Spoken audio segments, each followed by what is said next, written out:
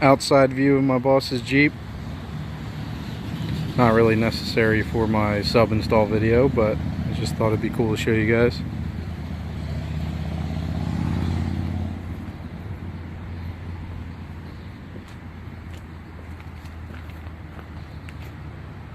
Here's the JL audio sub, JL audio amp.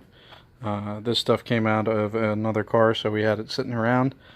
The head unit, dual head unit, it's a double DIN. We ordered it from Crutchfield, and all you got to do when you order a head unit from Crutchfield, plug in your make, model, year, and when you select the head unit, they will automatically give you everything else you need. For the Jeep, we'll need an antenna wire, wiring harness. This plugs into your stock wiring harness and changes everything to basically color code to match up with the aftermarket head unit. Some plastic pieces just to make everything fit in there a little bit easier. You can probably do it without this stuff. I've wired head units straight to the factory harness, but it's a lot of it's a pain in the butt for the cost of that stuff. It's worth just getting that stuff and doing it this way. Alright guys, first thing first, we got to remove the old factory head unit. I'm going to start up here. You can use a flathead screwdriver for this. I'm using a bicycle tire lever just because less chance of messing anything up. So once we have that cover off, I'm going to come down here.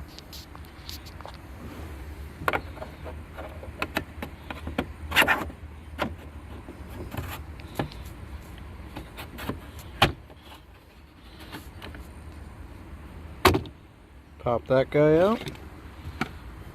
Now we have a couple bolts we need to remove.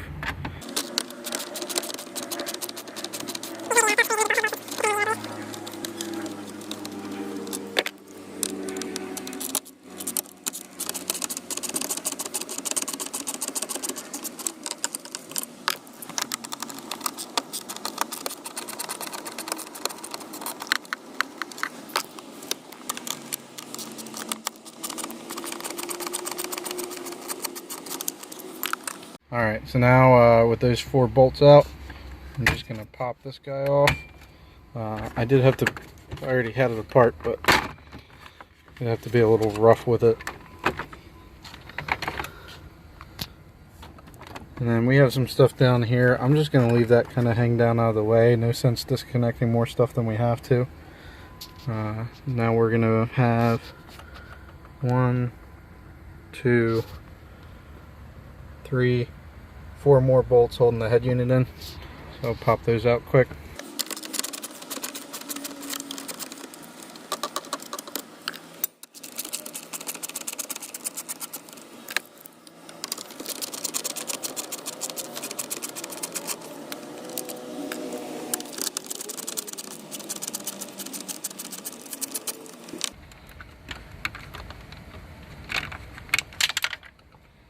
Oh, well, we'll find that one later.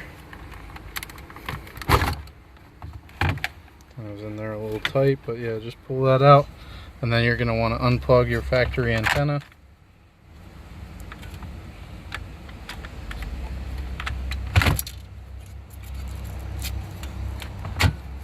Unplug that guy first. There we go. So once those plugs are unplugged, take this, throw it away.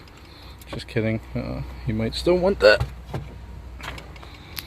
Alright, so now we're going to start wiring in the aftermarket head unit. Alright, so before I get too carried away with the wires and everything, I do want to figure out how we got to mount the head unit and make it fit.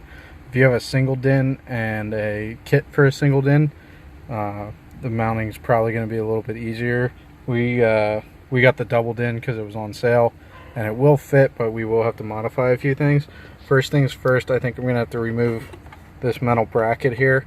There's a couple bolts holding that in. Also, these plugs, this little Christmas tree plug was sticking down through this plastic guy, and that was getting in the way. So I'm going to remove those, see what kind of room we come up with. Once I'm sure the head unit's going to fit, then we'll start wiring it up. Alright guys, so you want to get your wiring kit for your Dodge, Chrysler, Jeep, everything. plug it into your factory harness, and then you're going to want to connect these wires to the wires that plug into your head unit. Everything's color coded now, so you just got to match the colors and twist and tape.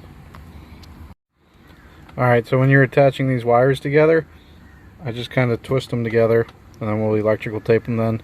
This is just my boss's Jeep, so if it burns down, it doesn't really affect me too much. But if you want to make sure he's in it when it burns down. If you want to be a professional, you can take the time to solder these and put heat shrink around them and everything, but this works well also. Have all the wires wired up. Now we just got to run the RCA and remote cable for the amp. I used a piece of derailleur housing from a bicycle. You can kind of use anything that's stiff. Nice and stiff, and long is the key word. Stiff and long, that's usually a good keyword. And you want to feed it down through here and get it to pop out down here.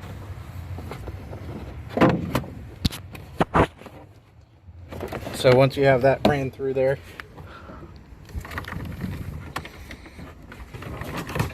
you're just going to tape your RCA and remote cable to this, and then you can yank it down through and it should come with, if you're lucky.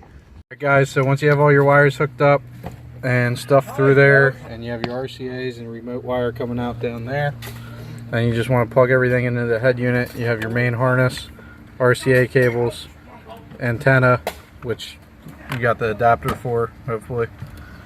You have it, right? Yeah, I have it. I'm just saying, hopefully the viewers got it. Oh. Guys, got everything on the dash put back together. New double din head unit is installed. Not too many screws left over, so I think we did a good job. Now we just got to wire up the amp, mount it, hook up the sub. Mike already ran the power wires through because he's got... It's nice if you use loom, wire loom over it, like that. That way people step on it when they're getting in and out of the Jeep and stuff, or you get in moisture. It doesn't hog it all up, because this Wrangler actually does go in the water and in the mud. It's not a trailer trash showpiece. It actually gets driven.